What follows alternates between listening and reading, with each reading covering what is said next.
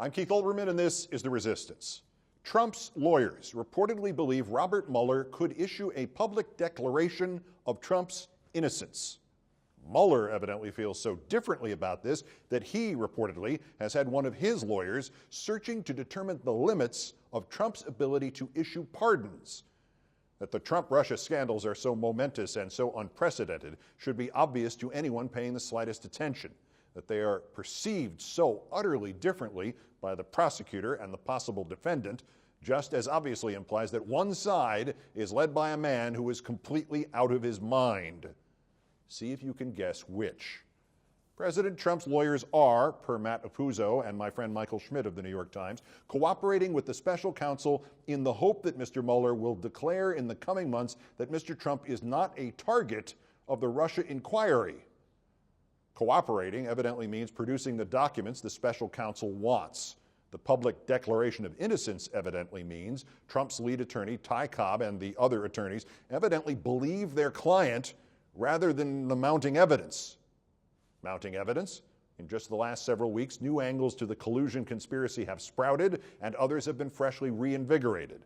For instance, we have learned something about Natalia Veselnitskaya, the Russian lawyer who met with Trump Jr., Paul Manafort, and Jared Kushner in Trump Tower in June 2016, a meeting, the subject of which produced a cover-up reportedly led by this presidential imposter from onboard Air Force One. Veselnitskaya had met 2 months earlier, it turns out, in Moscow with the pro-Russian California Congressman Dana Rohrabacher. And we have learned that Rohrabacher says he has been kept from talking to Trump about making a deal for Julian Assange, a trade of evidence supposedly possessed by Assange that would exonerate Russia from having interfered in the 2016 election in exchange for a pardon for Assange. And he says the primary person who has done this is White House Chief of Staff John Kelly. We have learned that Veselnitskaya herself had the other Russians who joined her at the Trump Tower meeting sign non-disclosure agreements about those meetings. We have learned that Mueller's investigation now reportedly includes Michael G. Flynn, son of the former National Security Advisor General Michael Flynn, focusing, quote, at least in part on his work with his father's lobbying firm, Flynn Intel Group. We have learned that a member of the Russian parliament, Vyacheslav Nikhanov, went on national television there and insisted, quote, U.S. intelligence missed it, that Russian intelligence stole the president of the United States. We have learned that another Russian politician, a far-right leader named Nikita Isayev, said on state television there that his country's government should, quote, hit Donald Trump with our compromat. And when asked if Russia really has such blackmail material, answered, quote, of course we have it.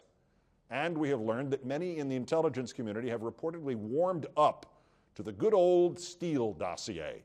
As one 28-year CIA man who retired as a member of the leadership team that guides the agency's global activities wrote, in retrospect, there is even some indication that the salacious sexual allegations should not be dismissed out of hand. And he concludes that we, quoting again, will have to do our best to validate the information at hand. Looking at new information through the framework outlined in the Steele document is not a bad place to start. And the BBC World Affairs reporter I often quote here, Paul Wood, seems to have almost deliberately buried these stunning words 12 paragraphs deep in his most recent piece for the British magazine The Spectator, quoting, the president bizarrely asserted that the Steele dossier had been paid for by Russia in order to damage him. This is the latest twist in Trump's response to the dossier, which began with flat denials in January that he had been filmed by Russian intelligence with prostitutes in a Moscow hotel room. That remains unproven. Nevertheless, Steele is not the only source. I heard of Russian compromat, compromising material on Trump from 2 sources months before the Steele dossier came to light. There are reports of witnesses in the hotel who corroborate Steele's reporting. These include an American who's said to have seen a row with hotel security over whether the alleged hookers would be allowed up to Trump's suite. Now claims are circulating of more tapes showing even more extreme behavior.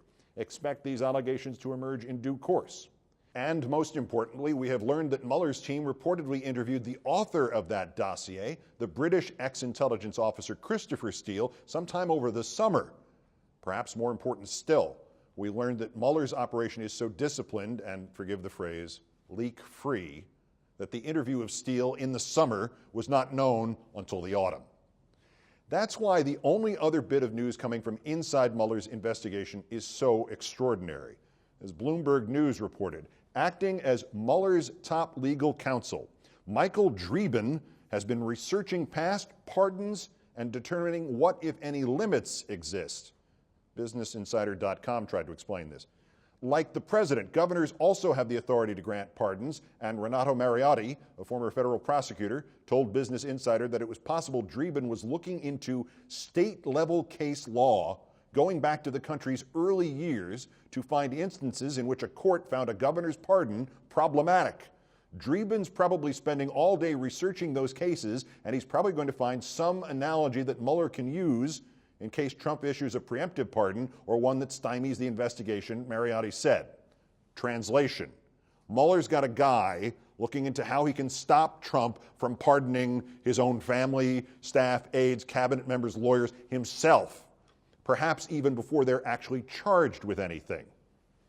Yeah, that all sounds like Trump should be expecting a clean bill of health from Robert Mueller any day now.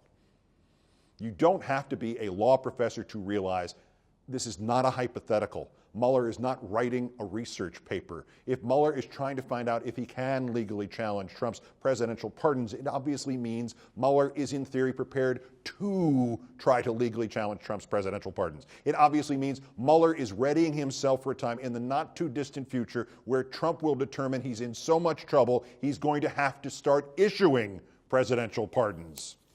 Resist, remove, peace. The book, based on these commentaries, hits the streets next Tuesday. Please enjoy. Buy it or borrow a copy at least.